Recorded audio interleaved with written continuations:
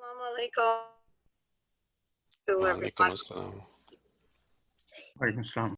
I think inshallah we have almost here. We'll, Brother Ayaz will continue to anyone that is able to. And inshallah I'll get started. So Bismillahirrahmanirrahim. Wa salatu wa salamu ala Rasulullah. Amma ba'd. So as you guys might have read and heard, my family and myself, including I just had a baby, and my brother who's lives with me, and my husband, we all ended up having COVID. And this happened back in April. Just a brief health background of my family. I just recently had a baby, so I already was immune compromised with that. And sorry, Yusuf. And then I had a newborn, obviously. Mashallah, I have 5 other kids, age 18, 15, 9-year-old, 5, 18-month-old, and the newborn. And my husband's diabetic, so is my brother who stays with me. And when we first came home from the hospital, everything seemed okay. The next morning, my oldest said she had fatigue, migraine, and a low-grade fever came later in the night. And then the next day, my other 2 kids felt sick. By Friday, my daughters were sick, and my son just had a cold. And by Saturday, both myself and my husband, we both got extremely ill. And that's when we figured out with the different symptoms that it might be. It was really hard to get tested for the kids because they weren't showing all the symptoms that the COVID hotline nurse asks you for. So I was able to get tested, and within 2 days, my results came back, and I found out I was positive. So we all have it and be in self-isolation. And during that time, each of us had different symptoms, but one thing that was consistent was extreme tiredness and also migraines. But myself and my daughter, who's diabetic, and my brother and my husband, who are also diabetic, we all had a lot of respiratory issues.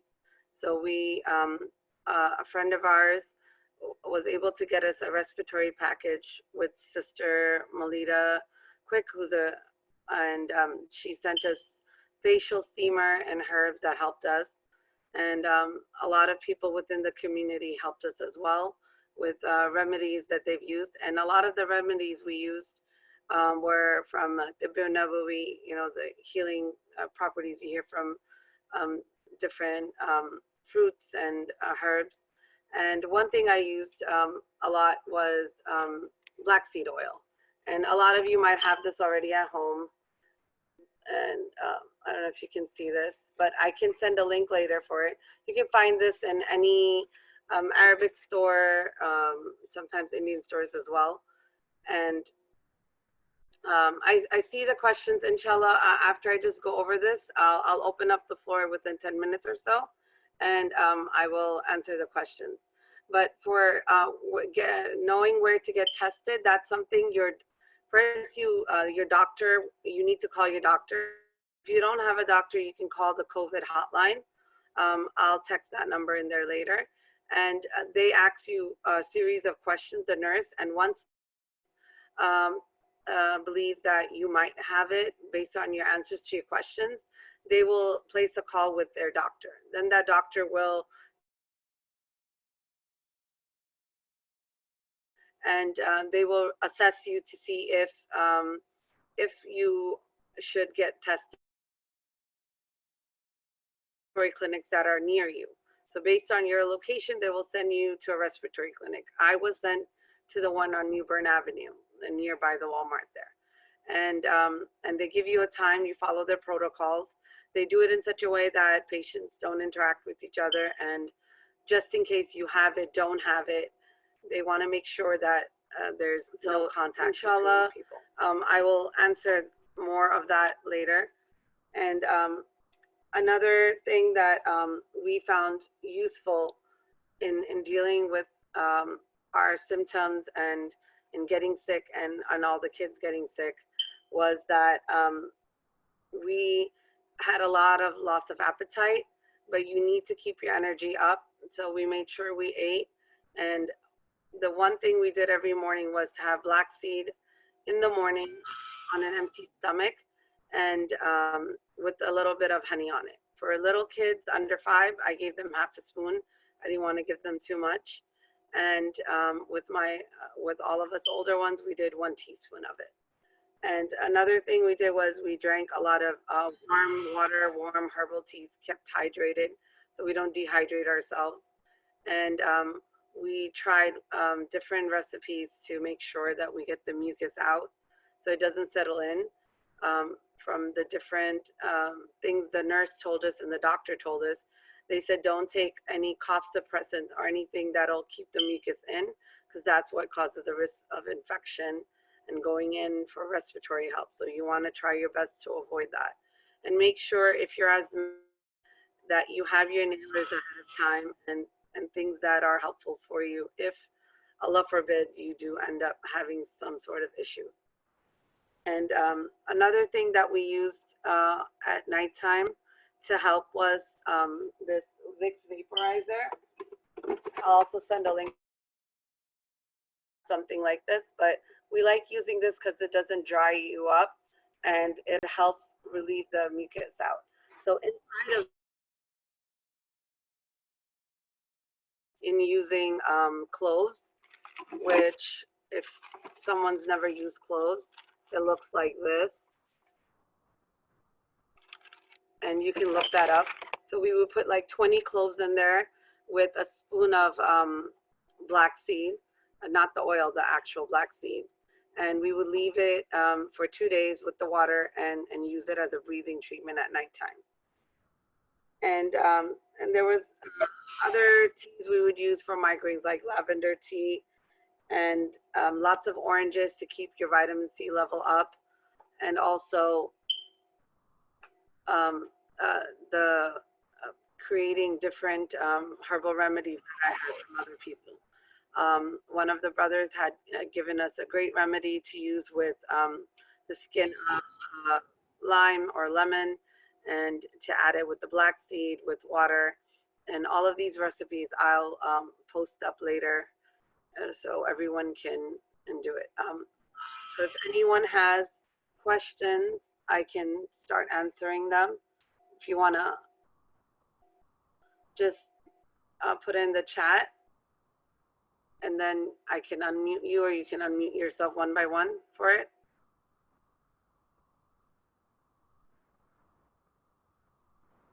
They're asking for your introduction. Oh, my introduction? Okay, I guess I'll redo it again. Okay, if most of you might not know me, I'm Sister Sarah Quadri. I'm part of the North Raleigh Masjid MYCC committee, Women's Committee. I also lead the Girl Scout troop. And I've been part of this community since 2014. And mashallah, our community is growing, so I'm very active. And I live very close by to the masjid, so you guys will see me a lot over there, inshallah, once our masjid is built. I don't know if anyone's seen it recently, but mashallah, the construction's been moving further up.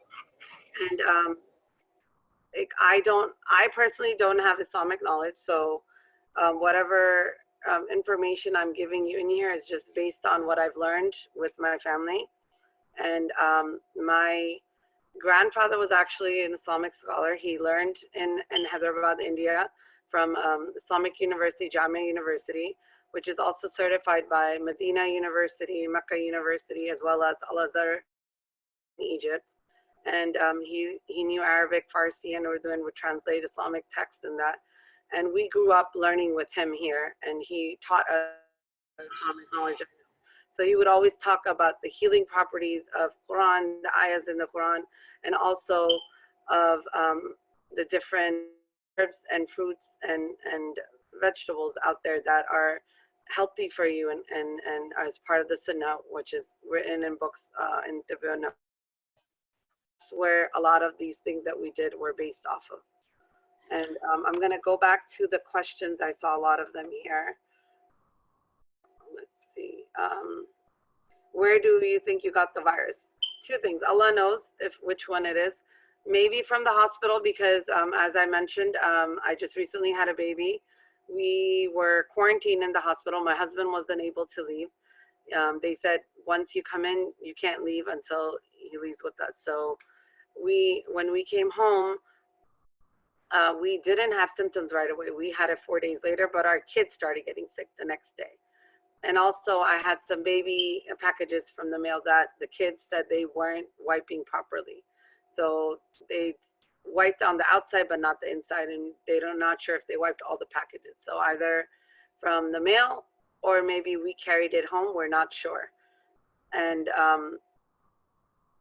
so, you know, everyone was worried thinking that it's high fevers you look out for. None of us displayed those high fevers.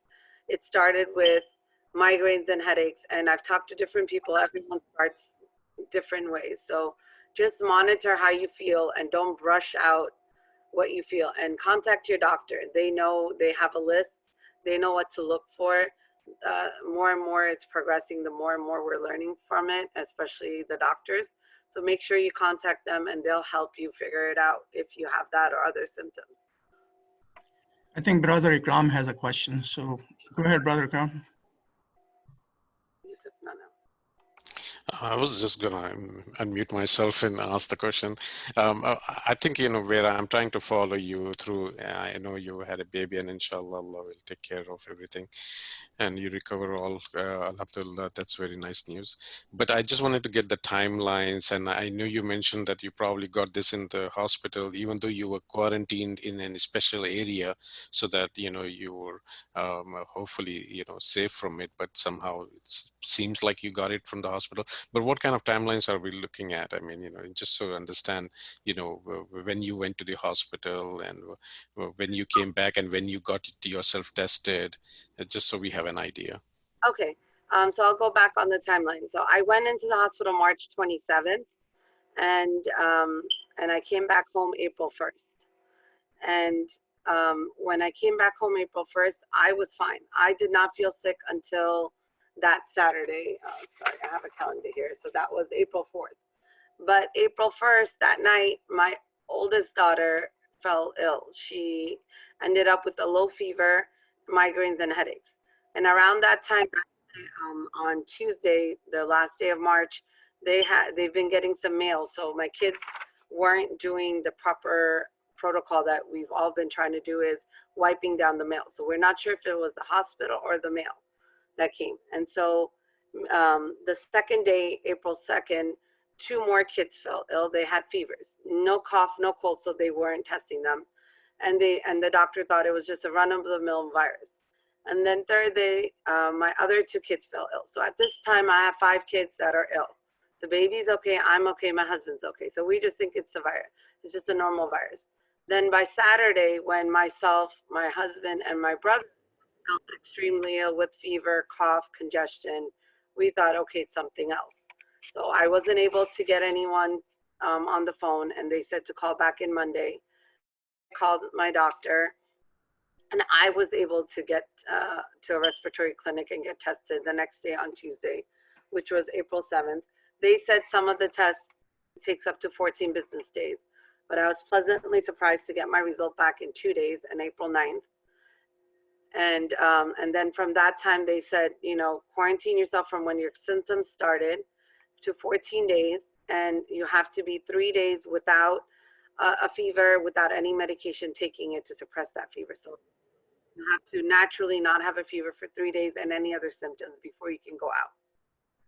So we self-isolate ourselves at that point.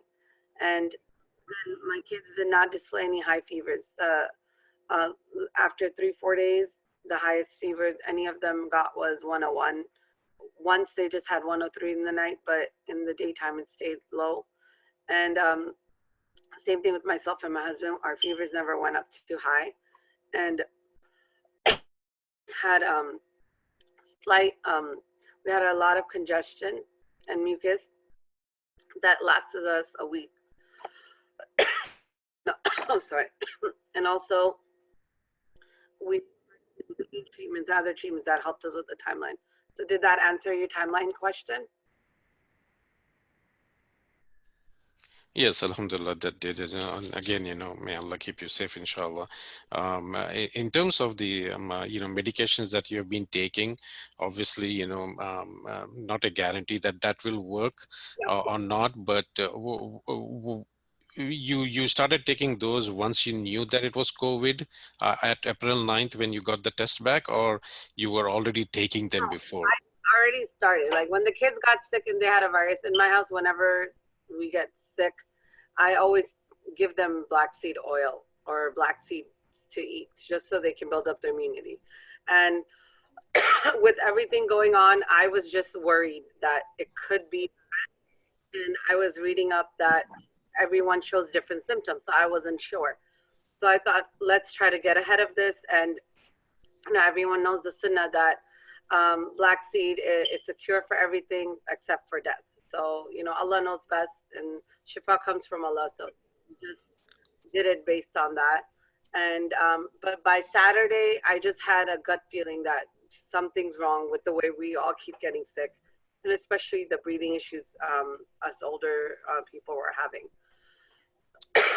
So I think there is another question, and it is related to your symptoms. So the same symptoms, or was it different for based on the age group or something like that?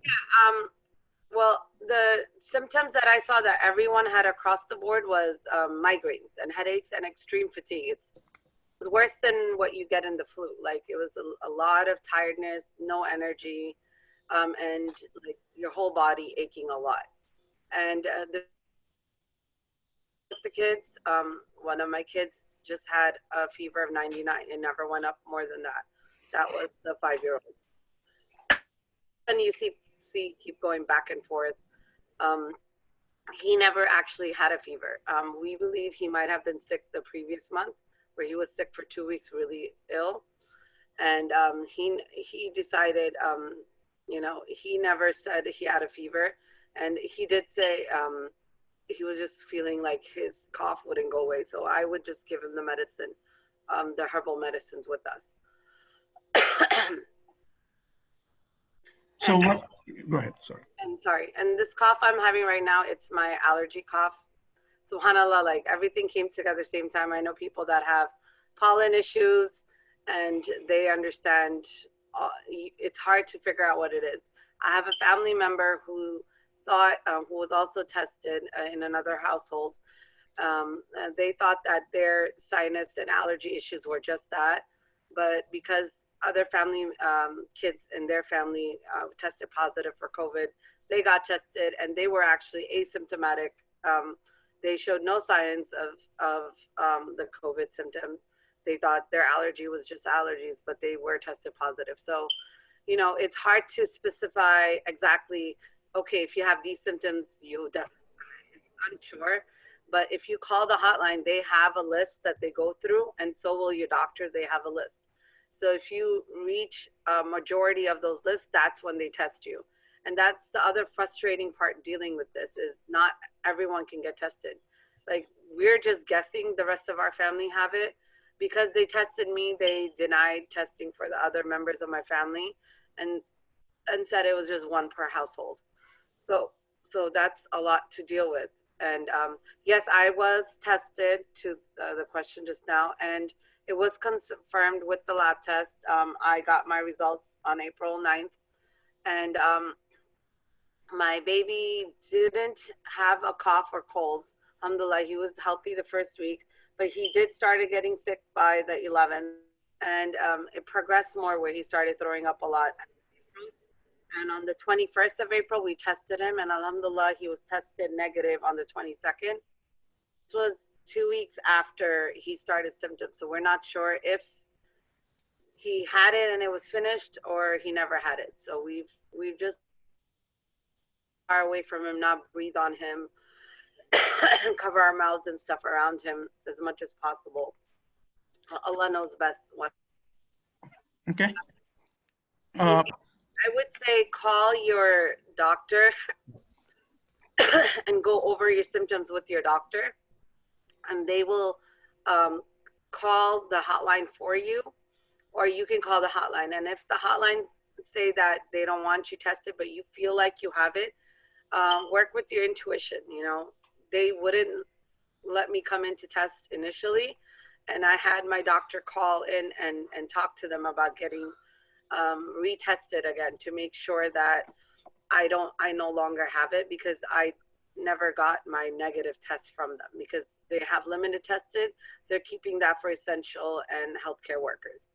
But because I have to leave for my baby to take him to his doctor appointments, I'm waiting for my results back. I haven't gotten my negative result back, but I am over that time period that they gave me without any medication, fever free and everything. Okay. I didn't take any prescription medicine for COVID, but I was taking it for my high blood pressure and sugar issues that I had based on my pregnancy. So I'm also helping out here, hopefully. Not intruding. If anybody has a questions, please feel free to ask. In terms of the timeline, I would guess that that was already on a lockdown state. So what were your thoughts about, you know, notifying your community that you were tested positive?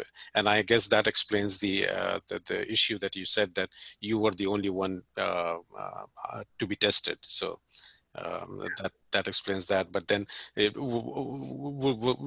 you have to make aware of your community that you were tested positive, and that maybe if anybody were in touch with you? Okay, so when I was coming home, I had created a self-isolation community members I already deal with within the Girl Scouts troop I run, and the family and friends I have.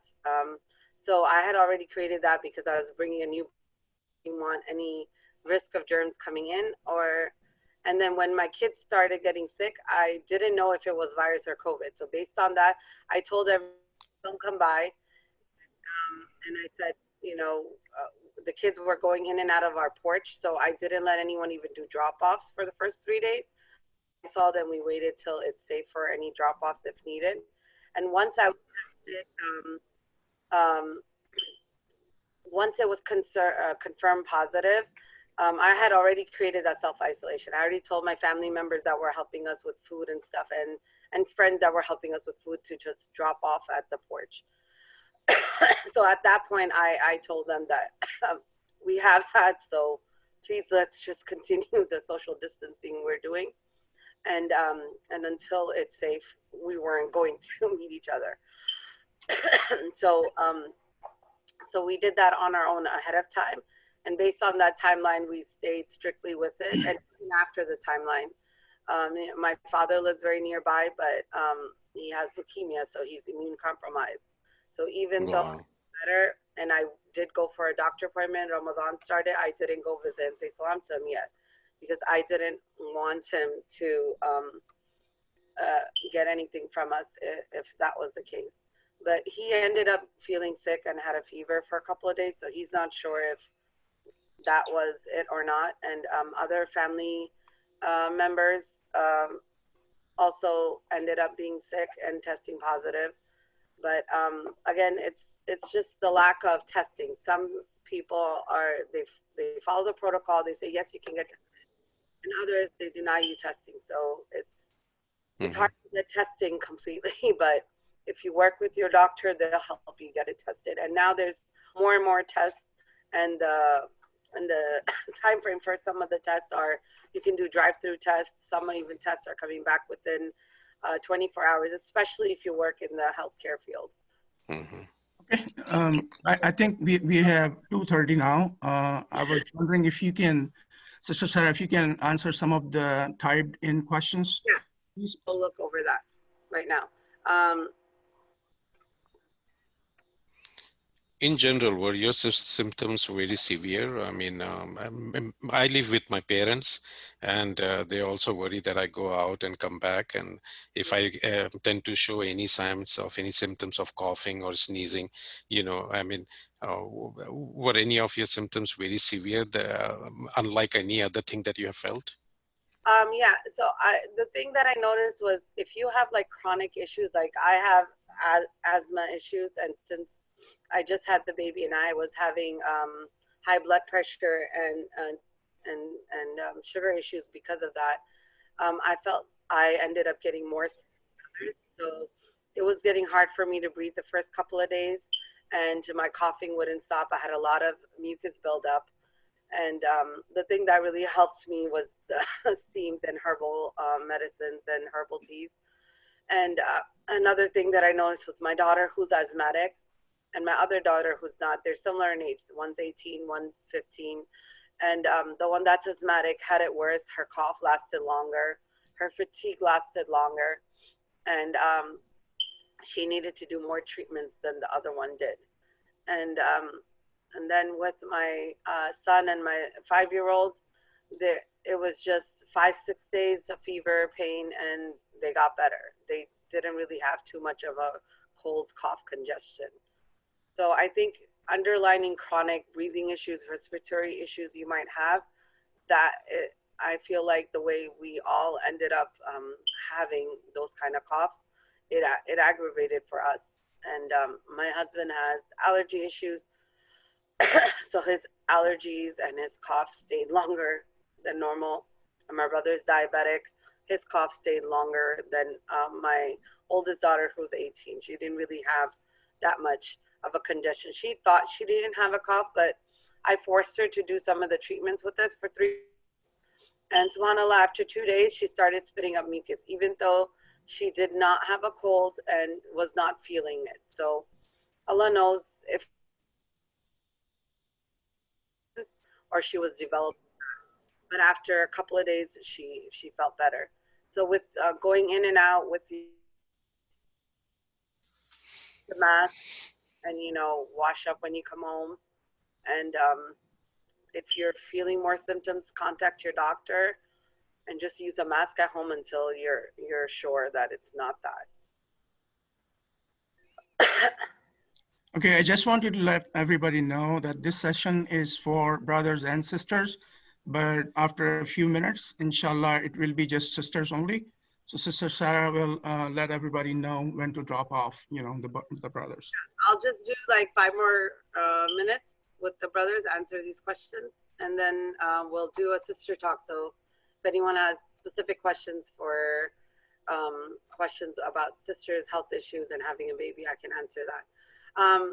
Someone wrote, I heard that doctors prescribe a breathing device to help at night. Did you have something like that?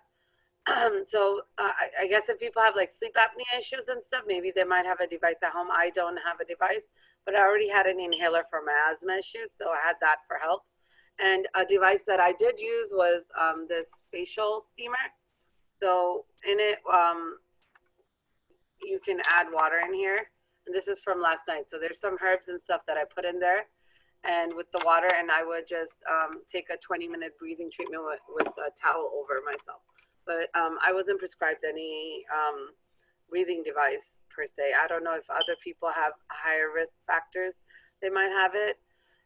My dad, because of his leukemia, he takes oxygen at night to sleep. So he just had that on him. So we're not sure if that helped him. But again, because of his health, they didn't test him because he's in hospice care. So we're not sure if he had it or not. And my blood pressure during this time, my blood pressure was really high, but the doctor said that it could have been also because I just had the baby and I have post-preeclampsia issues. And they've been changing up my medication. So Alhamdulillah, it's starting to get normal now, but it was in 180s, over 90s, and sometimes came down to 160s, over 90s, 80s, but it has consistently been high. One question that I see is about prescription. Did they specifically prescribe anything for COVID-19? So the doctors for this, the symptoms we had were considered mild symptoms. And so for our mild symptoms, the doctors didn't prescribe.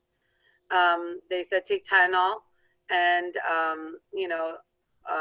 take your regular medications that you're taking. So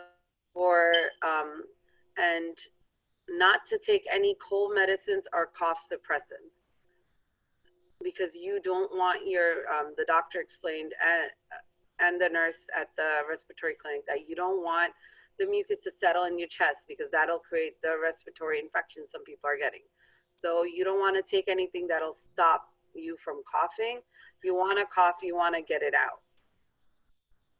How do you How's that take, different than inhaling or drinking hot water?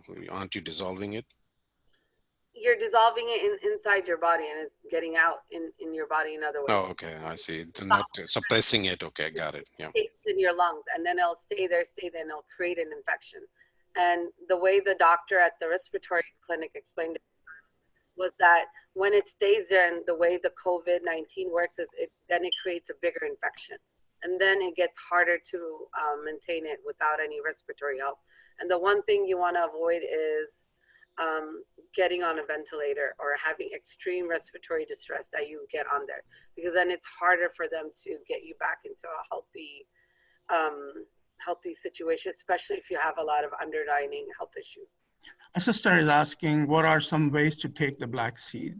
Yeah, Yeah, so the way I took it was 1 teaspoon. I would just take the oil that way and put a drop of honey in there. So you took the black seed oil then, right? I did the black seed oil because it's more potent. And you can do black seeds itself too if you want, if you can't handle the taste and the bitterness of it. But did you heat it up though? No, I didn't heat it up. I just Oh. took it straight in the mornings. And I've done this previously when we've been sick, when we've done antibiotics and nothing works and you have like a sickness for a couple of months. I've done it with the kids and I found much healing ability in it many times. So that's why we did that again. And then specific diet, we just avoided like things that were cold and foods like you don't want to take things that'll create mucus, like if you eat too much bananas and stuff, or pineapples that are cold. And also, we just drank a lot of warm liquids and stuff. And turmeric is also something we used a lot. It's great antibiotic and healing properties in it. I made immunity boosts off of turmeric, ginger, skin of a lemon, and I can post these recipes up if there's a way to post it or send it in an email to the community. I'll send that. There is another question. How was it confirmed that you recovered along with your family? How do you know that you were recovered from this? So they just told us what signs to look out for, which is no fever for 3 days without any medicine. So we got Tylenol, and any other symptoms to not show up after 14 days. But they didn't, the only one that tested negative was my baby on the 22nd. And no one else has any symptoms left. My doctor actually called them because they said they wouldn't test me again. But my doctor called them and said I was having other health issues and she wants to make sure it's not any postpartum issues that I'm having and not COVID issues. So she had them test me recently. I'm on the, I believe the 28th. I'm still waiting for test results from them for mine. So I haven't received that yet. So I'll know once I get it. But because of that, I still am doing my own self-isolation. I'm not going out except for a visit I might have to go out for. Now, is that mandatory? I mean, it looks to me that you would, okay. But when they test you, they tell you it's mandatory. And someone from the respiratory clinic, once you're tested positive, and they'll do daily health calls, checks, they'll ask you questions, see if you're listening or not, and what you're doing, and if there's any way they can help. They even provide a social worker for mental health as well if you need. So with that, they have a lot of backup help for you. And then they will let you know when they feel it's safe for you. They themselves tell you that you shouldn't go out. Obviously, they can't enforce it on you, but you know, as Muslims, we should adhere to this so we don't get anyone else sick. And it's just, you know, just putting yourself in other people's shoe.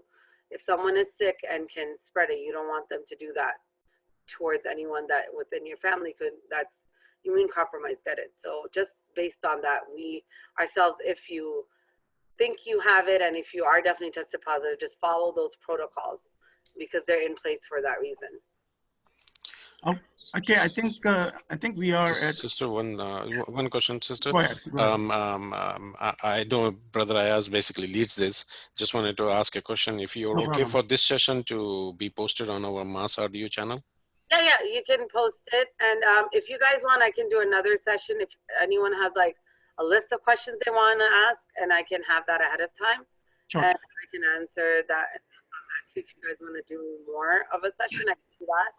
And then I just saw another question, advice on antihistamine, inhalers, and sprays. So antihistamines are more of like the allergy medicines. They might suppress your cough and mucus. So unless it's like Claritin that you have to take for your allergies, don't, I would say just consult with your doctor. I'm not a doctor, so I'm not sure. But we personally weren't taking it at that time.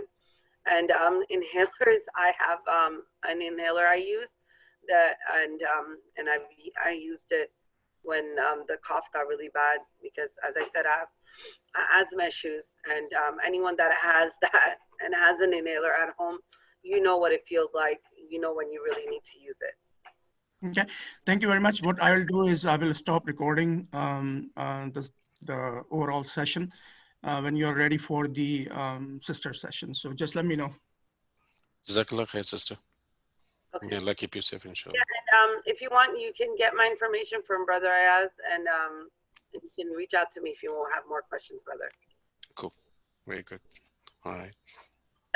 How bad was the cough? Last question, maybe, and then we. The cough, I mean, it's hard to rate it, I guess. It was bad where I couldn't catch my breath for a minute or two. That's how bad my cough was. But the cough, but the cough that you are having right now, it does not have anything to do with COVID. No. This is my allergy cough. Anyone that has allergies and pollen around this time know what I mean about that. But that cough was where it was like a hacking cough. I couldn't catch my breath. Mucus would come out with the cough many times, and the cough would hurt when I would cough. So that cough, it really does drain you. Okay, so is it time for sister session now? Sister session, since we have 20 minutes left. Okay, so we would like to request all the brothers, please drop off now, and Sister Sarah will be answering the questions. And if you have any questions, please type in. I will drop off here as well. Sister Sarah, you are the host now. And Jazakallahu khairan for your session. Assalamu alaikum wa rahmatullahi wa barakatuh.